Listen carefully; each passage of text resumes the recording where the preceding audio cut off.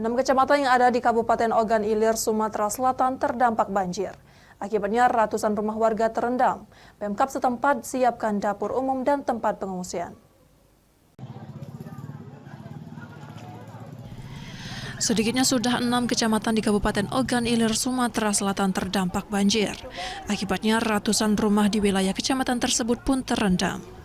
Kecamatan yang terdampak banjir itu diantaranya Pemulutan, Pemulutan Barat, Pemulutan Selatan, Tanjung Batu, Payaraman, Muara Kuang, dan Rambang Kuang. Sementara titik terparah terjadi di Desa Sri Tanjung, Kecamatan Tanjung Batu. Ada sekitar 160 rumah warga pun terendam banjir. Di Kecamatan Payaraman di Desa Sri Kembang 1 dan Sri Kembang 2 masing-masing ada 100 rumah warga terendam. Di Desa Sri Kembang 3 ada 80 rumah terdampak. Tingginya curah hujan serta luapan sungai menjadi salah satu penyebab banjir. Sebagian warga sudah mengungsi ke tempat yang lebih aman, namun sebagian rumahnya panggung bertiang memilih bertahan. Pemerintah setempat menyiapkan dapur umum dan mendirikan posko pengungsian.